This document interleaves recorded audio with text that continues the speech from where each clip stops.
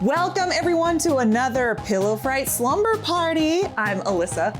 I'm Kay. And I'm Emma, and we are your three besties talking about all things horror. That we are, Emma. And we are back with another installment of our Summer of Slashers month. Exactly. And this blood red slasher summer is not just your typical Ghostface or Michael. These are out of the box slashers. Tonight, our movie is Behind the Mask, the Rise of Leslie Vernon. Rise. Is that really what it's called? Did I say that right? No, Behind the Mask. No, that's right. The Rise, yeah. All right, and the synopsis of this movie is the next great killer and psychopath is given a documentary film crew exclusive access to his life as he plans his reign of terror over the quiet town of Glen Echo. All right, guys, well, what did you think of this one? Well, I also really like, there's an extra tagline on IMDb that says, Jason, Freddy, Myers, we all need someone to look up to. We do. We all do need somebody to look up to. And I'm fine looking up to Leslie Vernon. This was my, I wouldn't look up to him in real life, but I think this was my second time seeing the movie in full from start to finish. I've seen it in bits and pieces. And I remember, it made me remember why I love this movie so much. But the first time I see it, I didn't pick up on all those references.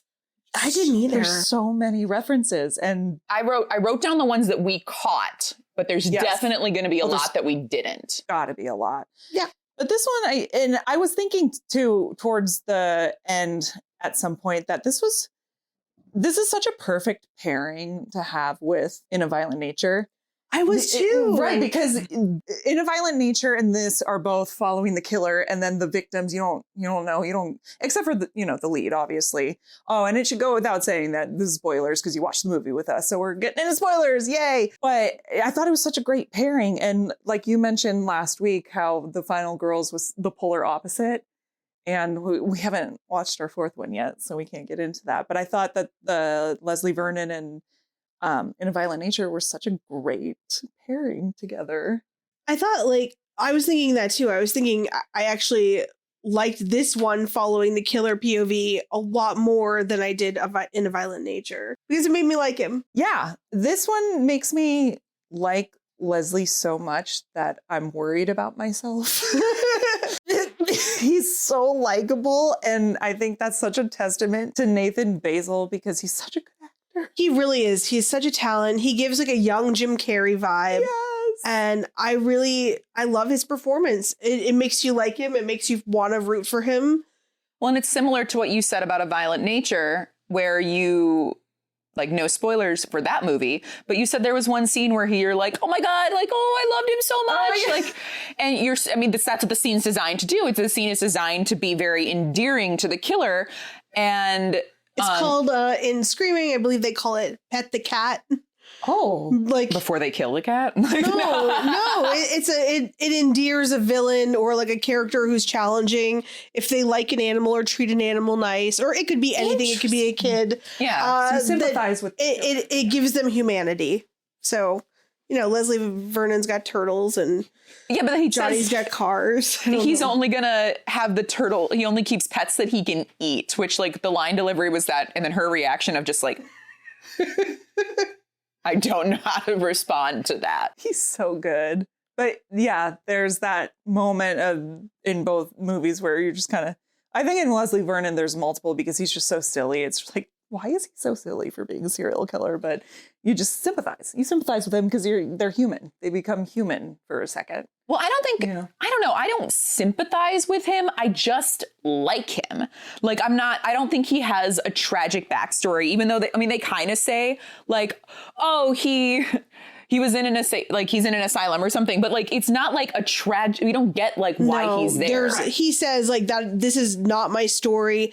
No matter what happened to me in my life, I was always going to end up here. Right. So it has nothing to do with trauma or a backstory. He wasn't, a drowned boy in a camp or a kid thrown off a radio tower, firecrackers thrown in the outhouse. Yeah. He's just a bad boy. He's a sociopath. He murdered his parents. Like he's the Michael Myers start of this, where he's literally. I don't think that we know if he murdered his parents. I think sorry. It's a fake backstory. But for the Leslie Vernon in the beginning, you're supposed to want to feel for Leslie Vernon. But instead of it going a Jason way, it goes a Michael Myers way, where it's like, so this kid just like chopped up his family, and then the townsfolk were like, nah, and they kill him. So like, you're not even supposed to sympathize with who you think he's going to be. And then you find out that's not him at all, and you're not going to sympathize with that guy either. But like, he's charming. Yeah, he's very charming. He has that little, in a way, like a Ted Bundy quality a little bit there. I feel like you kind of root for like Taylor and Leslie romantically. You want to ship them at some point. I know. You really do. Because there's those moments like when they're in the shed or when they're... Yeah, when she holds his hand. I know. It's kind of like... But she held his hand because she like didn't want to touch any other part of him. She was like, I don't know what to do. Like, and that was way more tender of a moment. I kind of wanted to see this turn into a rom-com. Same. I mean, other things that I really liked about this movie, I love the pacing. I love when it turns, like, we're seeing most of the movie from, Leslie, the killer's point of view. And all of a sudden we get this, like, turn off the cameras and everything shifts into the cinematic universe of a slasher. Love that. I love how they do that. And it's very clear, too. I just love how it's always a pan from the top, just around this. And then the music kicks in this whole cinematic universe. They first did that in the library scene, right? Yeah. With Tangina. Mm-hmm. Oh, can we talk about the cameos? They're so good. There's a lot of cameos. Yeah, I think the first one we get is Kane Hodder coming out of Freddy's house. And his name is Frederick in the movie. Yeah. And then we get... the guy from Scott Wilson is that's who The Walking Dead. The Walking Dead, but he's been in a lot of movies. Scott Wilson, rest in peace. He had a really prolific career. He had a good career. He's done a lot. And then you get Zelda Rubinstein in her last film. This was her last film. Robert Englund as the Sam Loomis, which I would love to see that world where he was Sam Loomis. Oh my God. I would love Can you imagine? I love seeing him act in things outside Freddy. I shot him 6 times. It would be so true. 6 times. He's such a theatrical performer. He used to be a stage actor. Yeah. Like he has a lot of training, and he's known for playing one part in particular, which is never a bad thing to have make your life. Yeah, and have it be such an iconic character. But when you watch documentaries and you hear him talk, he talks a lot about like how serious he takes his roles and how serious he takes acting. He's a very serious actor. And I always wonder, after Nightmare on Elm Street, not just the first one, but in general, I want to see him in, I wonder what serious stage play he did after that. Because just imagine seeing him in like Equus or so, I don't know. Just no, I don't want to picture that. Who's Afraid of Virginia Woolf or just Tennessee Williams? Death of a Salesman. Death of a Salesman. Yep. Oh, now I want to see him do some Shakespeare. I want to see him amazing. I want to see him in Hamlet or Midsummer. I want to see it. Yeah, he did some weird ones. He did the Phantom of the Opera one. That's right. Wasn't that Trauma? No, I thought that. I don't believe so. I thought that was Trauma with Jill Schoelen.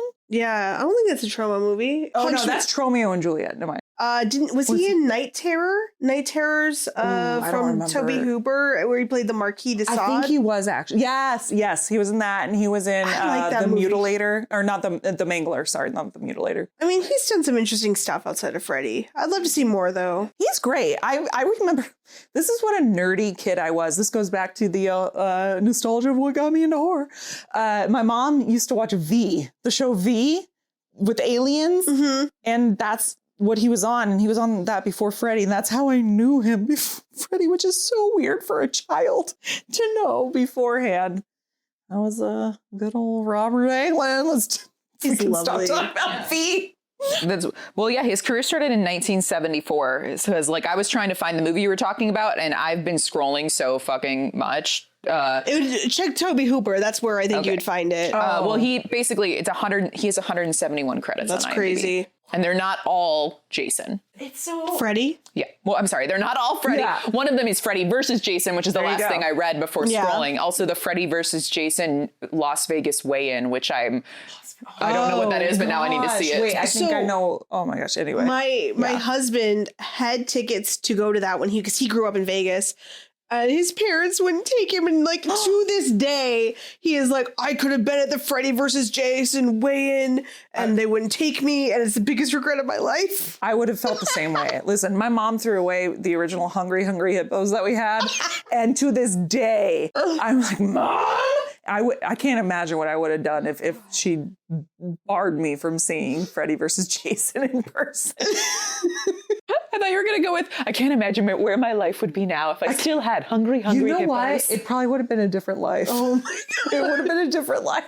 My mom threw away a lot of my McFarlane action figures. Do you remember those back in the day? They were like the first, like they were like NECA, but they were like the first time. Oh my God. And I had like the Sleepy Hollow ones with like where the headless horseman's coming out of the tree. It's like a whole set. Oh. And my mom tossed it. I'm so mad. There's so many toys that I feel like if we still had today, we would not be living where we live right now. Right. No, my mother's a hoarder. She most likely has all of those toys. What?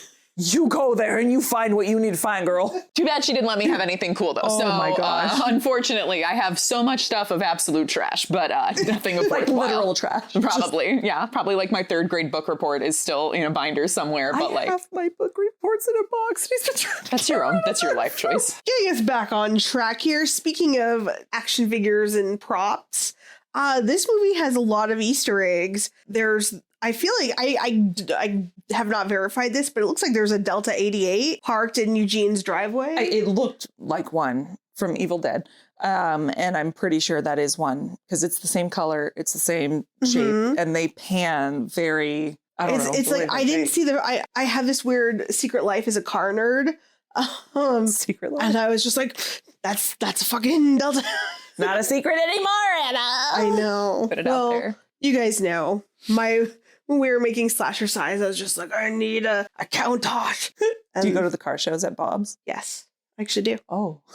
Does Jay Leno go? Yes. Well, no, not anymore, but you see him around Burbank all the time. So yeah, I mean, I've tried to write down every time someone made a reference just because I was like, we're gonna forget them later. I don't think we got all of them. So if we missed some, I saw like a couple listed on IMDb already where I was like, oh shit, I missed that. But if there's any that we missed, let us know in the comments because I love looking back at those. Were her mittens something? Does it say on any trivia site or anything? The only thing I could think of if it's slasher world would be maybe like curtains or something. I don't know. As my costume brain says, her mittens, they do a point of showing them. Huh. And they have They like do. deers on them.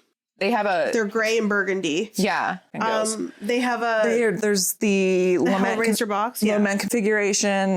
We said 1428 house. There's Doc Halloran is the Loomis name, right? The That's Sam from The Loomis, Shining, right? which is The Shining, which is kind of like a reference within a reference, right? Because it's Doc Halloran and then Dick Halloran from The Shining, but then Doc was what she called Danny, right?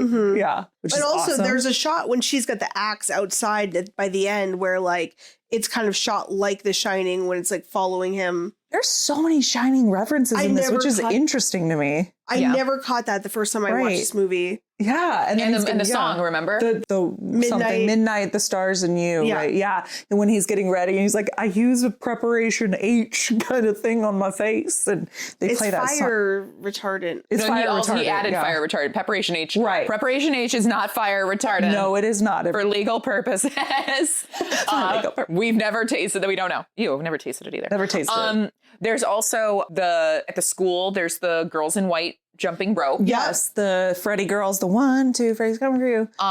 We also have what else? What else did we write down? Yeah, we there worked are on a so few. many.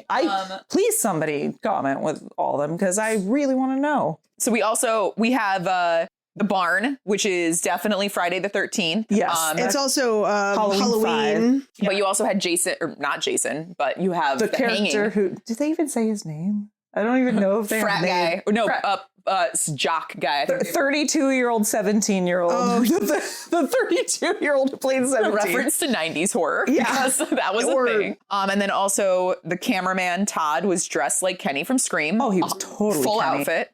Totally Kenny. Was the other guy supposed to be Randy with that with the striped shirt, or was that a stretch? I don't think so, because I don't remember Randy in a striped shirt, but I was trying to think of about another person in that sort of scenario, and Like I couldn't a think. nerd.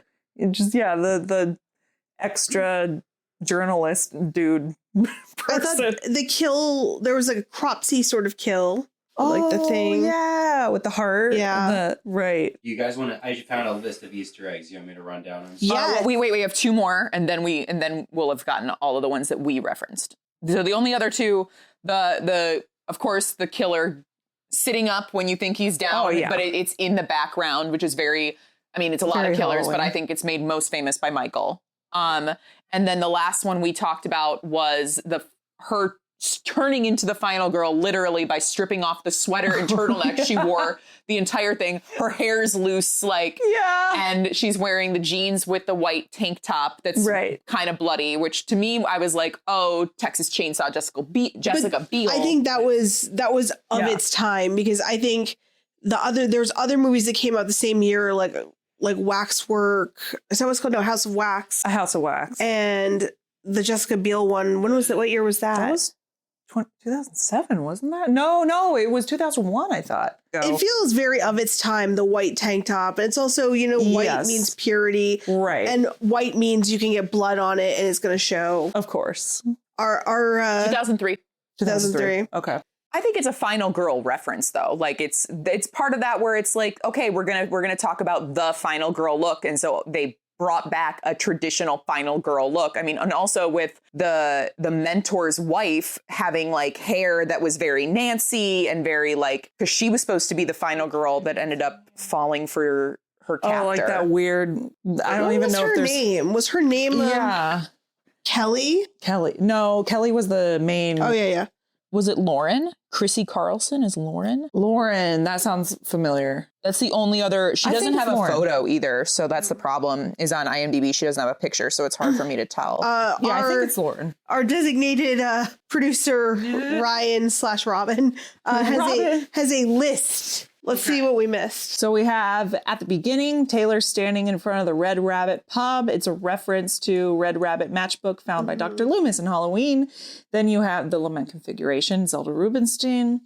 When Leslie and the graduate students are scoping out potential victims at the school, he makes eye contact with the young woman. Nightmare on Elm Street. We got the jump rope.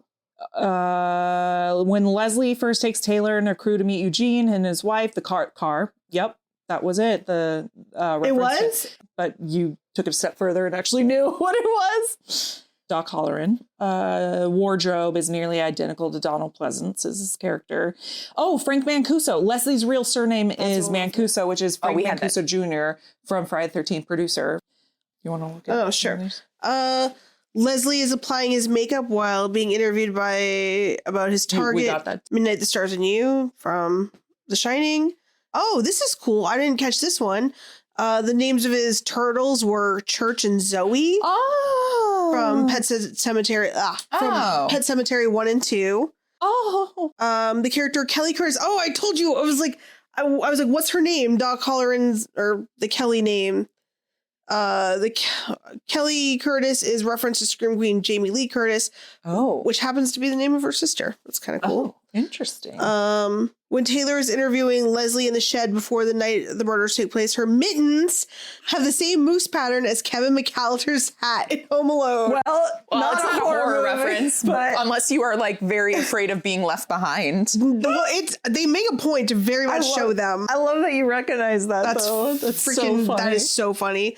The town in which the movie is set, Glen Echo, is based on a real neighborhood in Montgomery County, Maryland, where the writer-director Scott Glosserman grew up. A notable feature of the area being a turn-of-the-century amusement park that stood mostly abandoned for several decades. I'm glancing over your shoulder and all I see is Buffy the Vampire Slayer, and I'm... Chrissy Carlson is known in horror and mystery productions. She was in Buffy the Vampire Slayer. Does it say who she was in Buffy? No. Who was she in Buffy? They make a reference to the Blair Witch Project. Glen Echo, Maryland is a real town near Burkittsville. Oh, this is what I was saying that I had heard in an interview. Although it's never explicitly mentioned in the film, Eugene is intended to be an older version of Billy, the killer from Black Christmas. Okay, wow. I believe what I heard was that it really was a storyline, but then they axed it. So, Well, he says no pun something. intended. He says something in when they're when he's like chopping with the knife and everything, and he's like stalking sorority houses and getting caught. So like, well, at least he they never reference, got caught. right? He didn't, but they reference like, and you get caught or killed or whatever, and talking about how you fail. When explaining the plot in the library, Leslie is standing behind a textbook titled Combustion, which foreshadows his fate. I mean, we pretty much got all of them, I think. I'm actually impressed. I'm proud of us. We did good. I'm very proud of us. Horror nerd cred intact.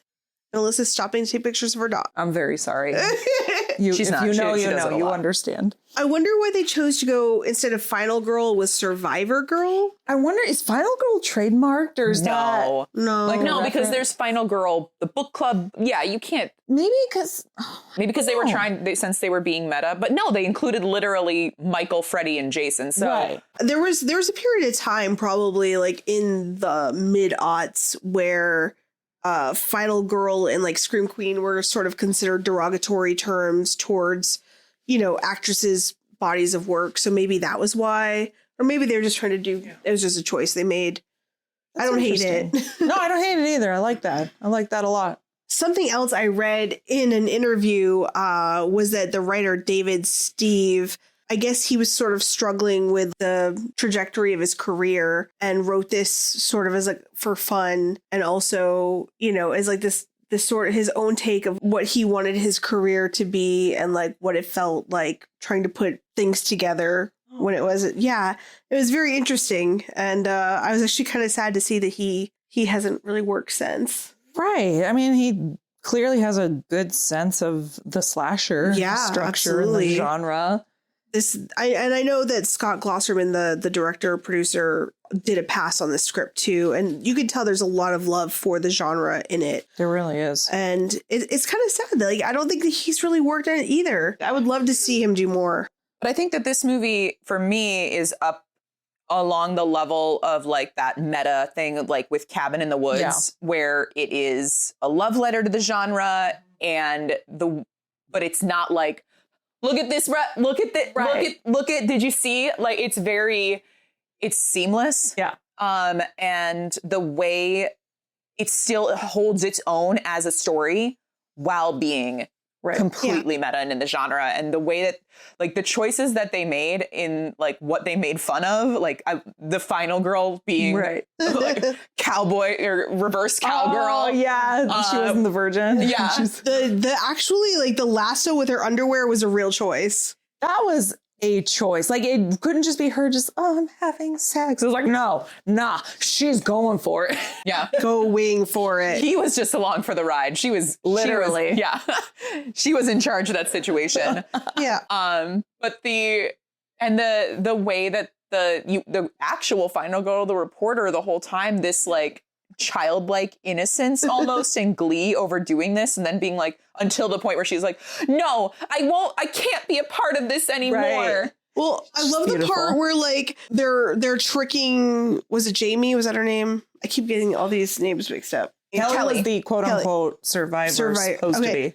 The part where they're like, he's like, we're going to trick her while she goes out to the trash can at her work at night. They get to like, pull the brick out of the door, and like the whole crew is having such a good time. Yeah. And I mean, at that point, because it's at that point, it's just a prank and it's not, no one's actually getting hurt. Right. They don't understand the severity of the situation. They're cheering. They're like, guys, that was so fun. I can't believe we scared her. Oh, I loved it. And the Ahab. Yeah. Oh my God. Ahab. But they don't talk about the fact that he killed a librarian. They're cool with that. I thought they showed him killing, like in my memory, I thought I saw that. But what we just watched, like, did he just knock her out? Yeah, no, there's a Mandela effect on this movie because I actually thought it was gory, and I'm like, there's no gore. Unless maybe it's on the DVD and what's streaming is not.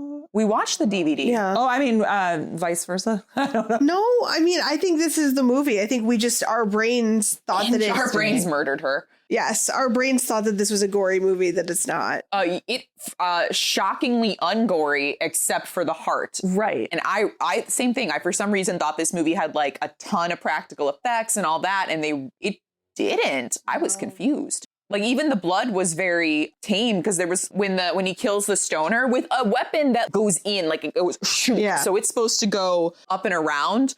Kind of funny because of in a violent nature, like literally up and around. But it was just some blood on a shirt. And aside from the titties, I feel like this could have been PG-13. Yeah.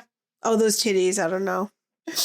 I enjoy all of the what was the word he used? It was not phallic. It was the opposite for like vagina. Oh, Yanni. Yonic, I think it was. Yeah. Yonic versus phallic. I don't know if I've ever heard that. I'm into it. I'm into it. I've heard Yonic. I hear it. I think they said it when we watched Too Hot to Handle. I think when they had the sessions with the sex therapist. It's a big Gwyneth Paltrow thing. Yonic. She calls her vagina her yoni. Yoni. That's right. Okay, well, now I hate it even more. Yoni is a funny word, but you'll never. Oh, no, you attach Gwyneth Paltrow to it instantly. I'm like, Yeah. Everyone's coming out of being birthed out of Gwyneth Paltrow's yoni into final girlhood. I mean, besides all the like really cute stuff that they did in the beginning and all the fun stuff with the documentary, the way that everything changed and how the movie completely changed at the end from it being very found footage to it being a movie. So well done. I love it. They set up all the kills and then to have it be, nope, never mind. Which also to me, when he was like describing the kills, I was like, this is very Cabin in the Woods as well, which obviously this movie came first, but like, this is how they have to die. This is how it has to happen. Yeah. And he's so matter of fact when he talks about stuff like that. He's so good. And it is a good acting choice because if he had been over the top in the least bit, it would have failed. Yeah. But he was perfect. You wanted him to just be like, this is his life. He did make this choice and he is 100% living with this choice. Yeah. That he is. That was his Leslie Christmas. Oh, is it okay, guys? Do we like Leslie Vernon because he's kind of hot? I don't think he's hot. I do. He's not your you said it was your type, like, oh, not you. Alyssa was like, here's the thing. Leslie Vernon is not, physically, I don't have a type. Now, I'm a weirdo, and I would be lying if I said them struggling and rolling around a bit wasn't a sexy sight to behold. You're such a perv. I love it. I know. I'm sorry. But I don't know. I don't think I felt he looks like another guy from like a horror thing that it drives me nuts but I've never found this guy attractive either, but he always plays the lead guy. There was like a TV show about the island or something wharf or I don't know, but it's basically fuck it. I love this show and it's never on. But it was like a 1-season horror thing that they used to do. Oh, okay. So was it the Oren Pelly, the river? No, but I do love that show. It's never on. No, this was something, or the Seth from the OC type guy, like the nerdy guy that you root for. Right. So I don't think I wasn't like attracted to him in that way, but I just think he's so cute. He's the nerdy guy you root for. He just, ever since you mentioned that he had Jim Carrey energy, that's all I see now. And Jim Carrey's my man. Like, I love Jim Carrey. Well, I think it's because his facial expressions were really good because even when he wasn't talking, he was still extremely expressive. Right. And I mean, he's all in all, he's a very talented actor. And yes. I can't see anyone else in this role. I would love to see those audition tapes, man. Oh my God. I would love to see the variation of the takes that all the different Leslie Vernon auditionees. Yes. Like, the machete is royal. And fun choice for a weapon with the handheld scythe. I love when he's like, I love practicing. Oh, yeah. He practices the cool, like, just the cool shots because he knows in the distance he's just going to be a silhouette. Well, and I love when he was talking about like, oh, you got to be in shape because you got to do this fast walk, but you can't be too fast and it has to look slow, but they're going to be fast. Because you always think, like, in this world, Michael Myers exists. Jason exists. Do they do kickboxing sessions? Do they have cardio sessions?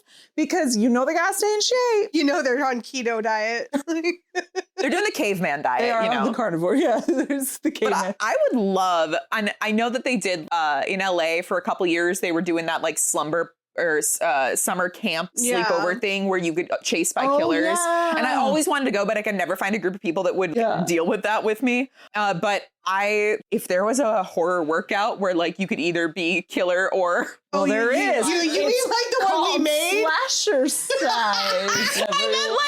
I I meant an in-person class, but yes, Slashercise is an awesome. You're like the one you were in, you dumb bitch.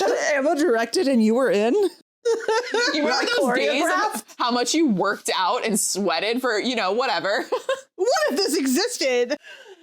Fine, do Slashercise the in-person class and I'll attend. I'll get my sweat on. You should franchise. Trust me, classes. Vanessa has talked about this already. But everything, they thought of everything and they added it in, and it was all appreciated because you had to be fully immersed in the sense that this is a mockumentary. At least the first half of it is a mockumentary in a world where all these people exist. Yeah. And I know that there's been a couple of those mockumentary movies in that vein. There's like a monster one. There's where like I don't remember. I don't think I've seen that one where monsters are real, but it's just like they're trying to become a monster. It's not all done well, but when it's executed like this, it becomes a cult classic like Leslie Vernon is. Kind of reminds me of if this were a Christopher Guest mockumentary. Like if they did a slasher. Well, no, it's not. I just would love to see that. Like she's like, Am I too Diane Sawyer? Is that what she said? Yeah, am I too Diane Sawyer with her turtleneck? Yeah. Like, girl, you sorry. wish. Yeah, I'm sorry, girl. You're giving Heather. But like in the end, you have to start to. I mean, I didn't root for her as much as I was rooting for Leslie. I wasn't invested in her being the final girl. I love that that's what happened, that's the whole point of it. That she thinks that she's studying him, but really he's been studying her the whole time. I love that. They have like a twist. A twist.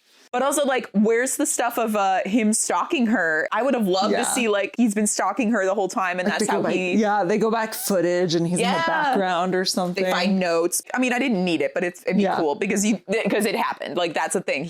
All the things he said and then took her on, he had already done to her. Like, that's crazy. He knew she was a virgin. If they ever did a sequel, I hope that it's like Blair Witch, where this isn't in the sequel, but they find the footage, like, oh, he was in the background the whole time, and that's how the sequel starts. It's a documentary on the documentary. I know at one point, like probably around like 2011, that they were trying to do a prequel, and they did a Kickstarter, and I actually donated to it, and it didn't make its goal. And then I know it's still on like everybody's, IMDb listings, that they're trying to do some sort of sequel, but I'd love to see it happen. It would make sense for this to have a sequel, I feel like. Yeah. Well, because if you sit through the credits, you get to see. Yeah. You have your lab, what's that tech name? The doctor who does that. Jesus. Coroner. Criminy. The coroner. It's like you got your Friday the 13th 4 beginning right there.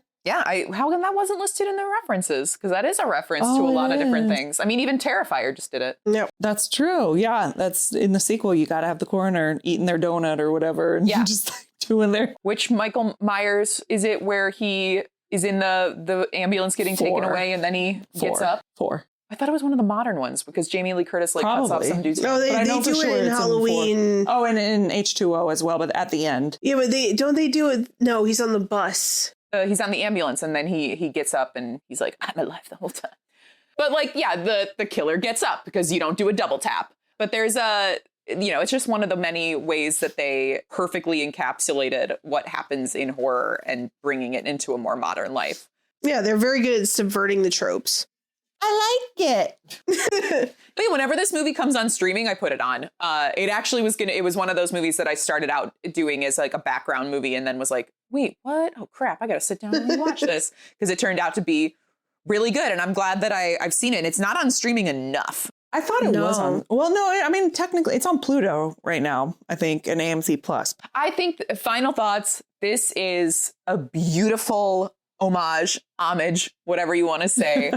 Not only to the slashers we love, the actors that play them, and the reasoning and the thought that we never get to see. Because you always think about, well, what's the killer doing when he's not on screen? Exactly. And yes, and in Violent Nature, we literally get to follow someone. But in Violent Nature, it's he doesn't talk. You're just there. Right. You're along for the ride. But for this one, you're actually getting like the literal behind the scenes. Right.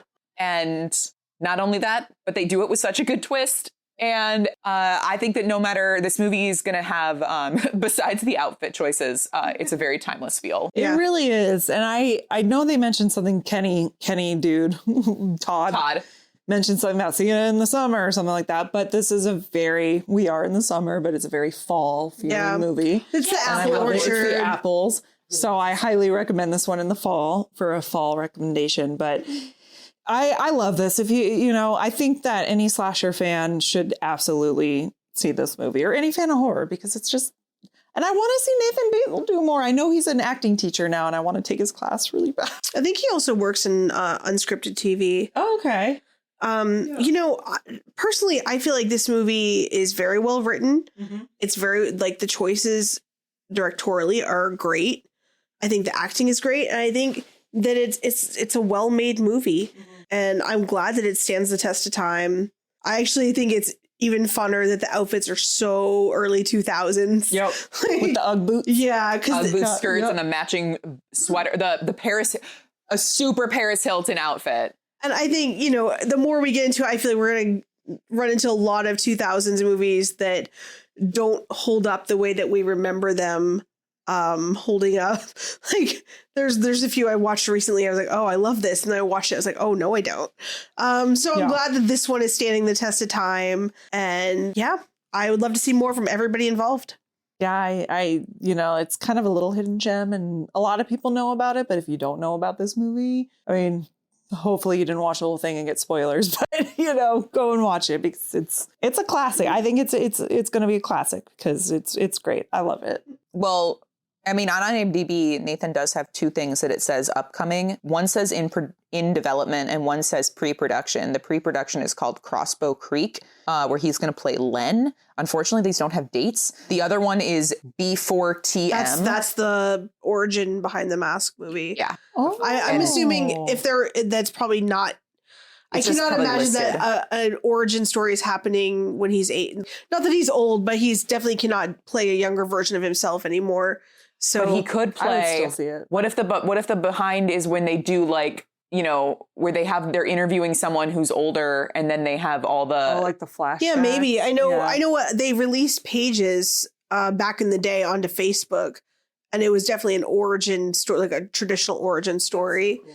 But hopefully, maybe it's something different now. I'm hoping that it's a new version that they're still trying to get made. Yeah. Well, there's ways to do it even at his age now. There's definitely ways that this movie could happen, and that we could be given more about Leslie, especially if it's like younger him in the hospital, or like, and you do that like Michael Myers with Loomis kind of a thing. And, if they can make Han Solo look 20, I guess, or Indiana Jones look 20, I guess they can do anything. I think, but the budget originally, I think, was around $300,000. So they're not it's just de-aging all anybody. in de-aging one scene. Yeah. Everything else, everybody works as no one's getting paid until this movie's done. Quality is totally different from there. But yeah. But I hope they make something in this franchise. Animated. Let's do it. Animated, claymation, Stop motion. Let's go. Yeah. You know what? Then they can actually have the gore that we want with this. True. Because if the boys can do it, anyone can. That's or Invincible. That's some rough shit up there. So yeah, we can get some real gore if we animate it. Let's do it. All right, guys. Well, let us know what you think of Behind the Mask: The Rise of Leslie Vernon, and let us know if there's any Easter eggs that we missed, because I really bet there is. Oh, there's probably a ton. Yeah. Yeah. Internet sleuths, go. Go. If you want the uncut versions of these episodes, we have a Patreon that we have all for your viewing pleasure. Yeah, and make sure you like, subscribe, and you smash that bell if you're watching this on YouTube. And if you're listening to the audio version, I don't know what else to say there. Apple, Spotify, pick your poison apple. Get it? Pick your poison apple. Get it? But I'm straight full circle. I'm going home. I am home. All right. Well, until next time, Psycho Killers. Sweet screams, everybody. And whatever you do, don't fall asleep first. Why do I have a weak pillow today? I just want to have just a metal song. Psycho Killer, qu'est-ce que c'est?